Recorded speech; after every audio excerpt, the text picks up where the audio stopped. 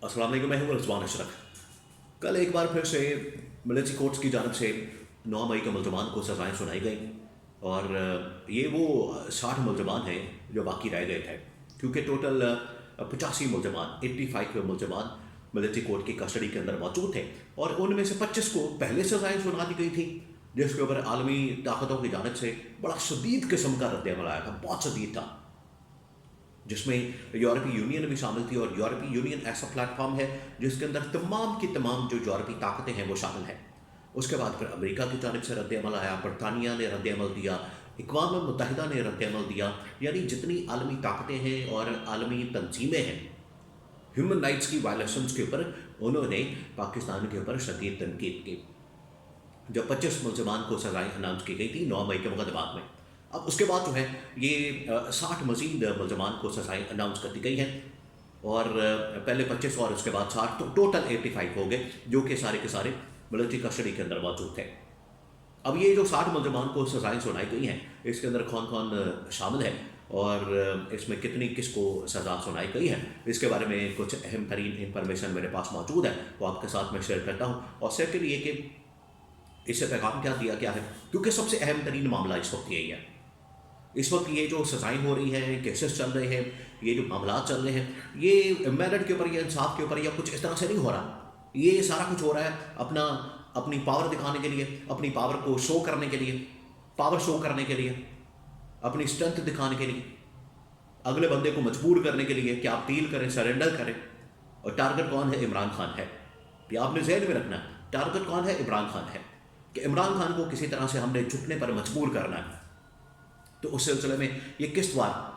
2 मरतबा जो है वो सज़ाएँ अनाउंस की गई। पहले 9 मई के मुकदमात में 25 मुलजमान को, फिर उसके बाद अब 60 मुलजमान को।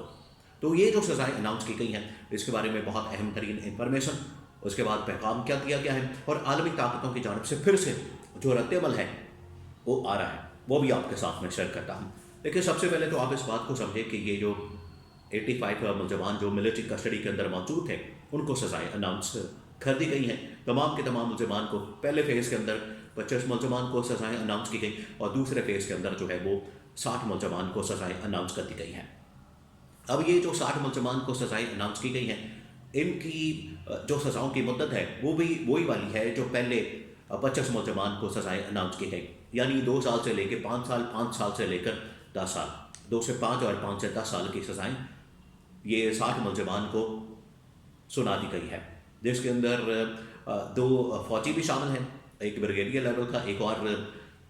ऑफिसर रैंक का, कैप्टन लेवल का शायद है।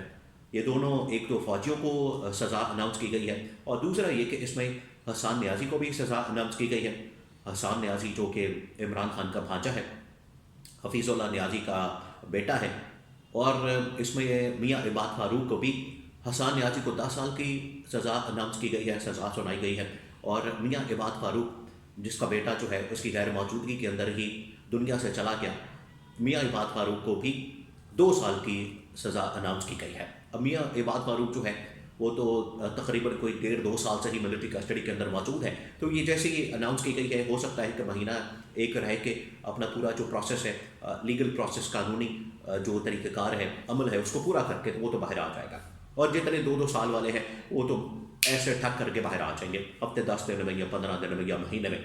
ये 5 साल वाले और 10 साल वाले, अब इनको कानूनी प्रोसेस जो है, कानूनी अमल जो है वो कहा गया है कि आप उसको फॉलो करें और उसके मुताबिक आप हाई कोर्ट में भी अपील कर सकते हैं, आप सुप्रीम कोर्ट में भी अपील कर सकते हैं। लेकिन मसला ये है कि यहाँ पर इस पूरे के पूरे लीगल प्रोसेस के ऊपर सवाल उठाया जा रहा है, इसके ऊपर क्वेश्चन किया जा रहा है कि किसी को कुछ नहीं पता इसके अंदर शवाहिद क्या है, इसके अंदर सबूत क्या है, इसके अंदर एविडेंस क्या है। अब इससे जो पैगाम दिया गया है वो इमरान खान का पैगाम दिया गया। इमरान खान ने इसके ऊपर अपना रद्द-ए-अमल दे दिया है और दूसरा आलमी ताकतों की जानब से किस किस्म का रद्द-ए-अमल मुमकिन तौर पर मुतवक्के है, किस किस्म का रद्द-ए-अमल आ सकता है। इमरान खान के सामने जब ये मामला रखा गया, अब इमरान खान को तो असल में पैगाम देना मकसद था और तो इसके अंदर कोई नहीं आपको नज़र आ रहा। और जो सारी कैंपेन चलाई जा रही है इस वक्त पाकिस्तान के अंदर, ये 9 मई के मुकदमात को लेकर, 9 मई के मुलजमान को लेकर या इनको सुनाई जाने वाली सज़ाओं को लेकर जो सारा एक बयानिया बनाया जा रहा है, वो यही कि मास्टरमाइंड की तरफ जाए, मास्टरमाइंड की तरफ जाए, मास्टरमाइंड की तरफ जाए। तो पीछे मास्टरमाइंड कौन है? ये लोग लिंक करते हैं इसको इमरान खान के साथ। تو ماسٹر مائنڈ اصل میں نشانہ عمران خان ہے، لیکن پھر آپ نے اس سازش کو ثابت بھی کرنا ہے۔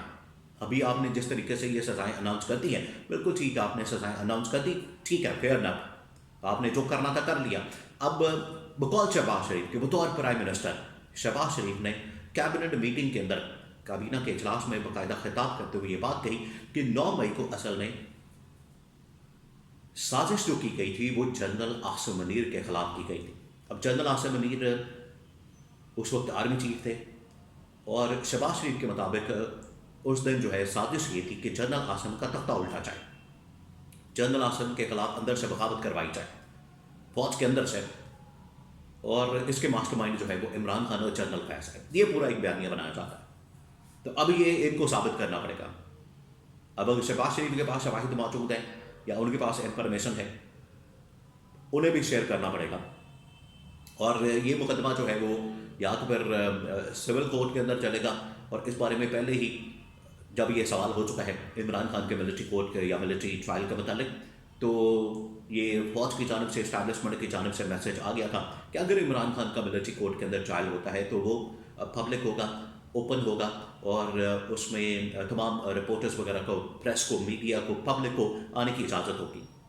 تو ٹھیک ہے، پھر اگر آپ نے اس طرف لے کر جانا ہے معاملہ تو لے کر چلے جائیں، اور اصل جو ماسٹر مائنڈ ہے، اصل جو نشانہ ہے، وہ اصل میں ان لوگوں نے رکھا ہوا ہے عمران خان کو۔ اب عالمی طاقتوں کی جانب سے جو رد عمل تھا 25 ملزمان کے اوپر،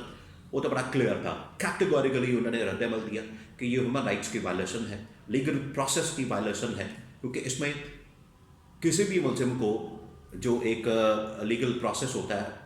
وہ اس کو پرووائڈ نہیں کیا جاتا۔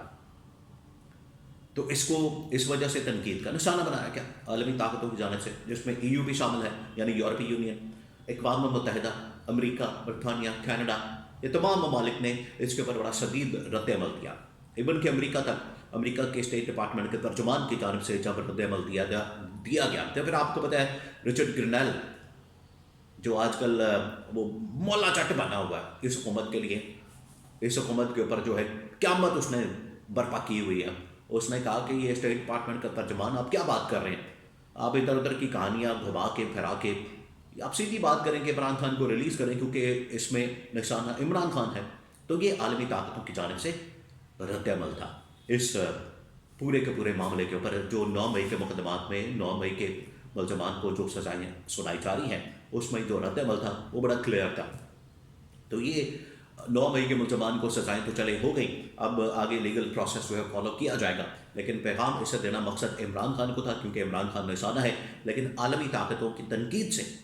اب آپ نہیں بچ سکیں گے، اور مزید آپ کو تنقید کا اس حکومت کو بھی، اسٹیبلشمنٹ کو بھی سامنا کرنا پڑے گا۔